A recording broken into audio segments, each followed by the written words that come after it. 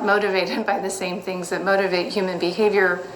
And when humans deliberately make animals suffer, there is a justifiable cause for concern. You have no prior record. But because of what you did, both before and after in recording it and publicizing it and putting it out to the world, and the texts that were exchanged in the aftermath, it wasn't just one day for you. It was a series of days.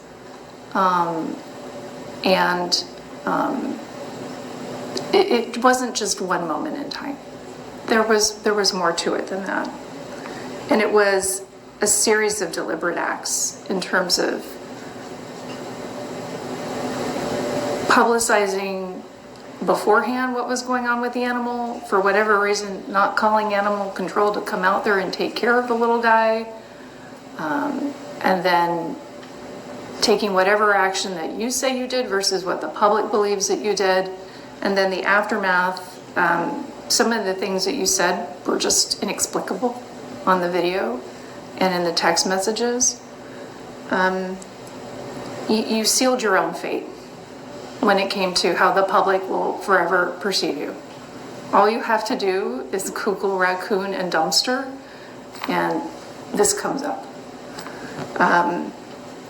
And this has been a vicious thing for you to do. It was a vicious act. And in kind, you have been treated viciously by members of the public. And for whatever motivates them, I don't understand that either. I just don't. So I have presided over homicides. I presided over manslaughter cases. I presided over cases where children have been sexually abused as infants and toddlers and young kids. And I try and look at what kind of sentences are done in those cases and what is proportionate. I do not think the state's request is proportionate. It does not honestly make sense to the court. Based upon my experience, the mitigating factors, the remorse that I have sensed from you, your lack of record, it deserves punishment. There's absolutely no question about that. It deserves punishment. But I don't think the request was proportionate. So one of the consequences that has already taken place is you have become a convicted felon. And for the people that don't think that through in terms of a punishment, not only can't you vote or ever possess a firearm or ammunition again, it's likely that you will have difficulty if you ever have to rent. Places will not rent to you. You can't even sleep on couches where people have it in their leases that convicted felons can't stay there. And you will not be eligible and may not be able to maintain certain licenses, including in the healthcare industry. So all the hard work that you have done is most likely jeopardized for good. You have to disclose it every time you apply for a position or job where someone wants to do a background check on you or anything that is personal and important to you. And then you have this out there in cyberspace basically for all time at this point. So the convicted felon status and how this has gone out to the world will follow you for the rest of your life at this point. And as Officer Gray wrote in the pre-sentence investigation, you've contemplated what it's going to be like when your children are going to need to understand why you did what you did. And that's going to be a discussion to have. And they have been punished for this, and they will continue to be punished for this through no fault of their own.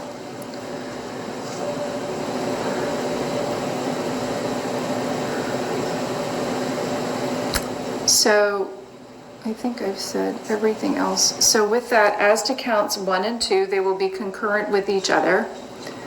You are adjudicated guilty. I'll announce the period of supervision and then the consequences. I place you on 2 years of community control to be followed by 3 years of probation, with the special condition that you are to complete 45 days of the work offender program within 315 days. I considered sending you to the jail and breaking up that sentence for the sake of your children. I called the jail, and while they said that they could try and do it, they have not done that in ages. So I did call work release, and they said that they are able to accommodate you, although there are times when people have to work for animal services, and that will restrict the types of work that you can do on the work offender program. You are to report to community control immediately today. Does Officer Gray, do you have any other instructions that you need? I can speak to her. Right, I'm not going to put the address on the record. Within the first 30 days, you are to sign up for and successfully complete at the first available opportunity the Thinking for a Change course, and I asked probation to give her priority. Absolutely. Hopefully that goes somewhere. Within the first 30 days, you're also to sign up for and successfully complete at the first available opportunity the anger management course. You don't have to do the Thinking for a Change in anger management at the same time. One can be stacked on top of the other for probation's monitoring purposes, so you don't have too much going on. Also within the first 30 days, you're to obtain a mental health evaluation, complete the evaluation successfully on the first attempt within the time period given to you by the treatment provider. If what you are doing already works for probation, I'm fine with that too. You'll perform 100 hours of public service work. There was some thought about ordering you to do things related to animals. However, the recipient would not probably want you there because of what you've done. So I would just ask that you work through that with probation about what programs are appropriate for you. And the public service work would not need to be started until at least after the work offender program. You will not be allowed to own or possess any pets. You will need to surrender those within the next 30 days at this point. Mr. Russo, I'm sorry. I'm going to ask you to leave because I keep seeing you reacting and shaking your head and doing things. I'm going to ask that you step out at this point. There'll be court costs plus, and as I already announced that, let me ask the state first. Anything else that the state had requested that I failed to take into account in terms of, you just asked for one straight, nothing else? That's correct, Jen. All right. Probation, did I miss anything? I was just wondering what your terms for the anger management were. Sign up for clerk. Have any questions? Can you just repeat 45 days work under program within? 315 days. There's a contract for it. And I called them and I told them that it's not really a contract, that it's the court sentence. We'll make a copy for you. And I definitely want her to see what the consequences of not showing up. Oh, well, I'll tell you that. Participating. Your sentence is 45 days in the Sarasota County Jail. However, if you successfully perform 45 days on the Sheriff's Work Offender Program and complete that, I was going to make you do it in 180 days, and they can't coordinate that, so it's 315 according to their math.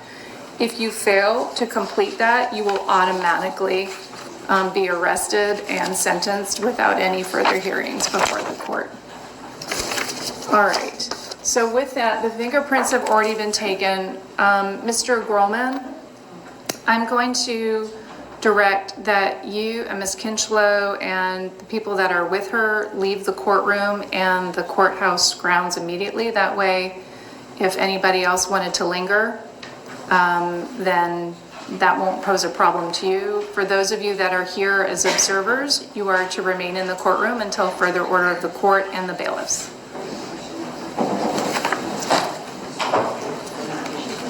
Thank you, Your Honor. Have a happy and Merry Christmas. You too. Thank you so much.